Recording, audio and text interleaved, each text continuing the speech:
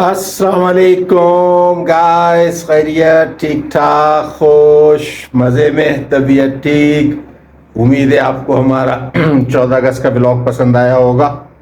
नहीं भी पसंद आया तो करना पड़ेगा तमाम पाकिस्तानियों को। भाई आज़ादी का दिन है और आज़ादी का दिन तो ये तो हमारी जान है, हमारी शान है। हमें तो अपने मुल्क से मोहब्बत है, प्यार है। चाहे मुल्क में रहने वाले, मुल्क में बसने वाले इस मुल्क के साथ कोई भी हरकत करें, लेकिन वतन तो हमारा है, इसे हमने बनाया है। लिहाजा वतन से मोहब्बत करना पड़ेगी। तो हमें तो अपने वतन से बेइंतहा मोहब्बत है, दिल की गहराइयों से मोहब्बत है। तो बस आज का व्लॉग शुरू करते हैं। सुबह का वक्त हो रहा है इस वक्त, तो मैंने कहा कि इब्तिदा आज सुबह से कर दो, वरना उमूमन शाम से होती है। तो चलते हैं, देखते हैं कि फिर आज सारा दिन हमारा क्या क्या हरकतें करने में गुजरता है। ओके, फिर चलते हैं।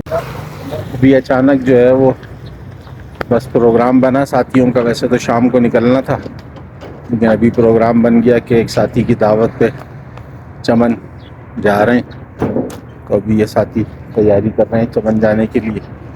बस अभी इंशाअल्लाह ताला चमन के लिए निकलते हैं। फिर आपको रास्ते की सारी जर्नी भी बताएंगे कि कैसे हमने चमन वाले रास्ते को गुजारा। तो बस चलते हैं, फिर बैठते हैं। साथी तैयार हो गए, हम भी बैठते हैं। चले जी, तैयार हैं आप लोग सारे? तैयार। तशरीफ रखें सारे साथी। दुआ पढ़ लें, सफ़र शुरू हो गया हमारा। दुआ के साथ सफ़र शुरू करेंगे तो इंशाअल्लाह ताला बहुत अच्छा रहेगा, हिफाजत रहेगी, अल्लाह के हिफाजत में आ जाएंगे। वो जो रोड है उस तरफ वो बशीन को चली जाती है, और ये रोड जो है वो चमन की तरफ चली जाती है। बशीन सीधे हाथ पे, सारी आबादी उसी तरफ है, सीधे हाथ के ऊपर। ये हम चमन की तरफ रवाना हो चुके हैं। सरानान का इलाका है ये। सारे मटके यहाँ पर तैयार होते हैं और दूर दूर से लोग यहाँ से मटके और दीगर चीज़ें, गुल्लक शुल्लक, इस तरह की चीज़ें लेने आते हैं। सरानान का बाज़ार कहलाता है ये। हाँ, क्या तारीख आप बता रहे थे सरानान की? सराना की गुलाब होटल है जो इसका रोस्ट बहुत ही मशहूर है, काफी अच्छा, यानी सबसे पहला जो है वो यही होटल है जहाँ पर नमकीन रोस्ट मिला करता था। जी, दूर दूर से लोग आते थे खाने। जी, दूर दूर से, क्वेटा से, आसपास के जितने भी शहर से लोग आते थे, तो यही पे रोस्ट, नमकीन रोस्ट खाने के। ये बाज़ार जो है वो महाजिर बाज़ार कहलाता है। सारे महाजिरीन जो अफ़गानिस्तान से आए थे वो यहाँ पर आबाद हुए और बस यहीं पर कारोबार भी कर रहे हैं, यहीं रिहाइश भी है इनकी। लिहाजा इसका नाम इन्होंने महाजिर रख लिया है, महाजिर बाज़ार। बहुत बड़ा बाज़ार है ये महाजिर बाज़ार, हर आइटम यहाँ पर मौजूद है। इसका जो है वो एक नाम साथी बता रहे हैं कि जंगल पीर अली ज़ई भी है, और वैसे महाजिर के नाम से मशहूर है। तो अच्छा खासा बाजार है, ठीक ठाक बाजार है। साथियों की लड़ाई हो रही है। कुछ साथी कह रहे हैं कि महाजिर बाजार है, कुछ कह रहे हैं कि नहीं जंगल पीर। मुझे तो नाम लेना भी सही नहीं आ रहा।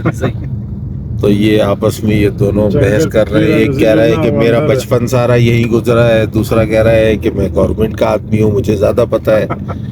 बस इसी पे बहस चल रही है, हम लोग मज़े से सुन रहे हैं बैठकर। ये मेज़ई अड्डे पे हम आए हैं। यहाँ की जो है जलेबी बहुत मशहूर है। इसमें गोश्त भी माशाल्लाह, गोश्त भी यहाँ पर सही होता है। अच्छा, यानी बगैर चर्बी के मिलता है। चर्बी तो डालते हैं, पठान बगैर चर्बी गोश्त खाते हैं। अच्छा, लेकिन साफ सुथरा गोश्त होता है, यानी वो नहीं है, गाय नहीं है। अच्छा, गाय नहीं है, फिर क्या है? क्या नाम है दूसरा? भैंस का गोश्त है, नहीं नहीं, बछड़े का? वो नहीं है, मादा नहीं होता है ना, ये तो अक्सर लोग मादा वही गाय ना, गाय का गोश्त है अभी। तो अमीर साहब पीछे बैठे हुए? जी। अच्छा अच्छा, हमारे ठीक सब है। खंडवर ये से अच्छा और किया है यार, है। कि अमीर बना लिया, जमात का अमीर हो तो काम आसान हो जाता है।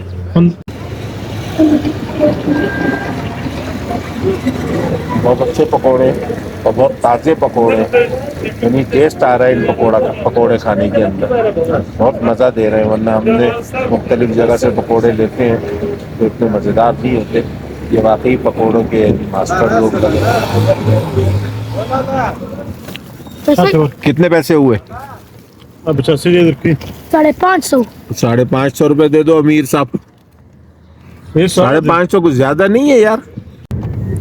ये जो है वो किला अब्दुल्ला के अंदर हम दाखिल हो गए। जी, और ये अभी नया ये- डिस्ट्रिक्ट बन गया। अच्छा, नया जिला बना है ये, तो इसको अब्दुल्ला खान बाजार कहेंगे।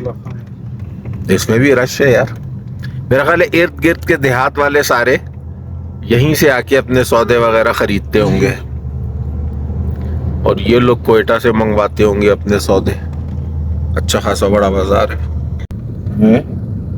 हाँ, ये किला अब्दुल्ला में भी जलेबी है, जलेबियों की दुकानें हैं। जलेबी असल में शौक से खाई जाती है ना यहाँ पर। जी, यहाँ पे क्योंकि तनख्वाह चाय बहुत ज्यादा है, हाँ, बगैर चीनी वाली चाय। अच्छा, तड़का चाय की वजह से जलेबी ज्यादा चलती है यहाँ। लाइन से दुकानें लगी हुई हैं सारी जलेबी की। अच्छा, मुझे याद है एक दफा हम चमन जो आए थे वो यहीं से हमने जलेबी खरीदी थी।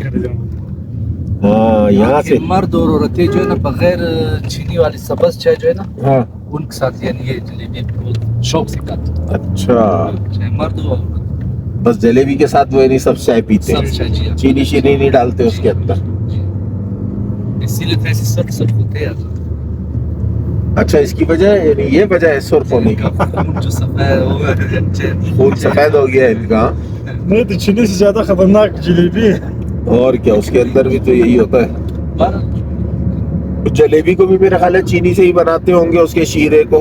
ये तो सारे चीनी है, चीनी है। तो बशीर जान, आप भी जो है वो जलेबी और सब चाय पीना शुरू कर दो, आप भी सुर्ख हो जाओगे। बहुत ही खतरनाक। ये इलाका जो है वो समझ लो चमन शुरू हो चुका है यहाँ से। और वो आपको दूर पटरी नजर आ रही होगी, कोयटा से जो है वो ट्रेन चलती है, एक ही ट्रेन चलती है जो चमन आती है। तकरीबन सुबह 8 साढ़े 8 बजे चलती है, तो 1 बजे चमन पहुँचती है, और वहाँ से फिर जो है वो दोबारा से 2 बजे या 2:30 बजे चलती है, तो 7 साढ़े 7 बजे कोयटा पहुँचती है। तकरीबन 4 साढ़े 4 5 घंटे ट्रेन ये लगाती है रास्ते के अंदर। क्या स्टाइलिश जलेबी है यार, क्या तरीके से रखी हुई है, बेहतरीन गोल बिल्कुल। ये है जलेबी, अब इसको खाओ।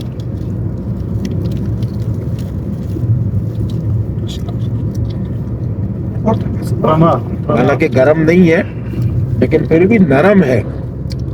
पता नहीं कब की बना के रखी होगी उसने, सुबह 9-10 बजे की, लेकिन नरम है समोसों की तरह।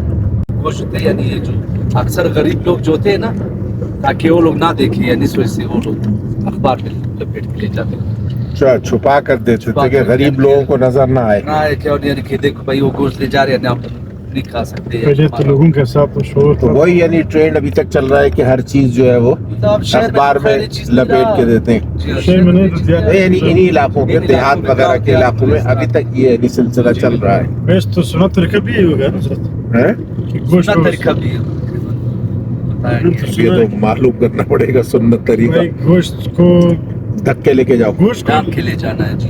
खेले जाना और गोश्त को नजर जल्दी लगता है जी, इस तरह मैंने अच्छा। सुना है। चमन का पहाड़ी सिलसिला शुरू हो गया है, और ये हमने चमन के ड्राइवरों की तरह गाड़ी लेफ्ट साइड से क्रॉस करी। गोलाई गोलाई शीलाबाग रेलवे स्टेशन भी यहाँ से करीब है। और शीलाबाग रेलवे स्टेशन, शीलाबाग की भी एक कहानी है। अगर हम वहाँ पर रुके तो आपको मैं शीलाबाग की भी कहानी सुनाऊंगा कि शीलाबाग जो वो आती है, सुरंग आती है रेल की, एशिया में सबसे दुनिया में तो अच्छी खासी वो बड़ी सुरंग है, उसकी भी एक मज़ेदार कहानी है। अगर हमारे भाई वहाँ रोक लें तो फिर मैं आपको उसकी कहानी सुनाऊंगा। अगरचे उसकी कहानी काफ़ी दफ़ा आ चुकी है फेसबुक वगैरह पे, लेकिन चले मैं अपने व्यूवर्स को बता दूंगा अगर किसी ने नहीं सुनी होगी तो। ये जो है वो हम लोग गोलाइयों से गुजर रहे हैं इस वक्त, गोलाइयाँ। और ये वो इलाका है, ये अभी हम और ऊपर जब पहुंचेंगे तो वो जगह मैं आपको बताऊंगा कि ये वो इलाका है कि जहाँ पर बर्फ़बारी बहुत होती है, और जब बर्फ़बारी होती है तो ये रोड बंद हो जाती है और फिर इसको बाकायदा मशीनें लाकर इसको खोला जाता है, जब जाके चमन का कोयटा से रास्ता बहाल होता है, वरना बर्फ़बारी इस रोड को बंद कर देती है। इतनी बर्फ़बारी होती है यहाँ पर। ये है वो मुकाम, इसको कोजक टॉप कहते हैं। यहाँ पर इतनी बर्फ़बारी होती है, इतनी बर्फ़बारी होती है कि ये रोड ब्लॉक हो जाता है और कोयटा और चमन का रास्ता बंद हो जाता है। फिर मशीनरियों को लाया जाता है और उससे फिर जो है वो रास्ता साफ किया जाता है। तो ये वो इलाका है। अब मैं इस अंदाज से बैठा हुआ हूँ कि आपको पूरी तरह दिखा नहीं पा रहा हूँ, लेकिन ये कोजक टॉप का बिल्कुल टॉप है, यानी इस वक्त हम पहाड़ के बिल्कुल ऊंचाई पे पहुंचे हुए हैं। अब यहाँ से ढलान शुरू हो जाएगी, तो इसको कोजक टॉप कहते हैं, कोजक टॉप।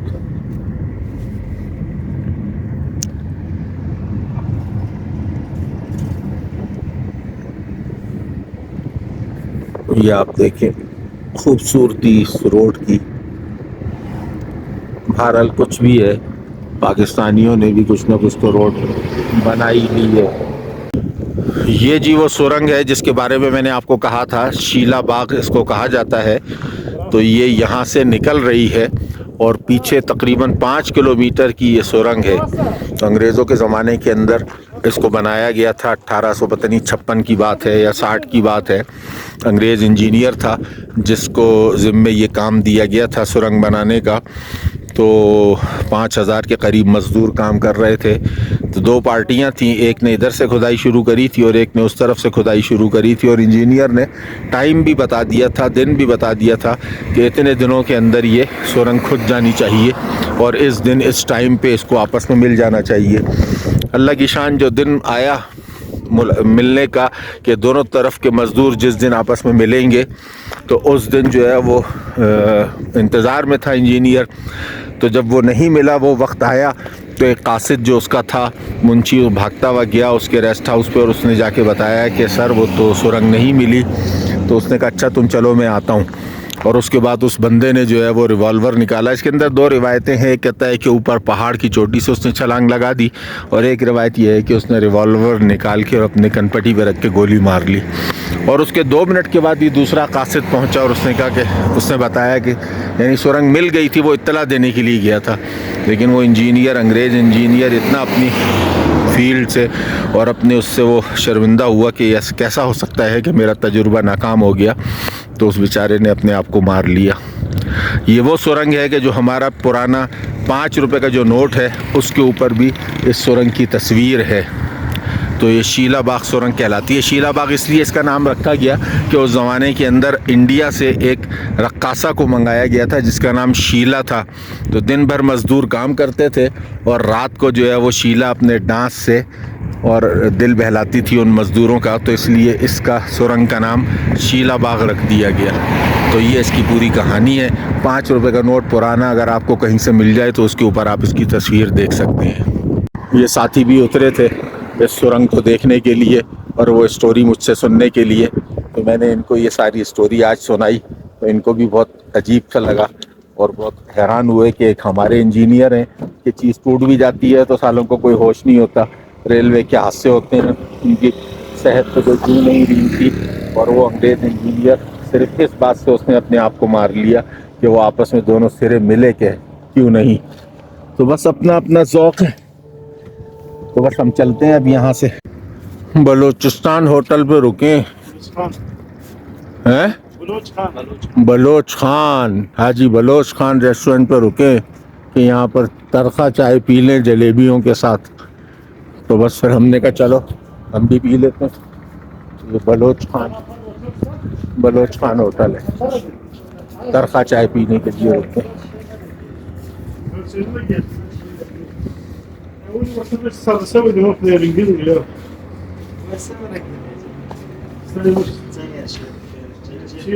अस्सलाम वालेकुम, क्या हाल है, खैरियत है, ठीक ठाक। सबस चाय आ गई है जलेबी के साथ, पियेंगे, बहुत मज़ा आएगा।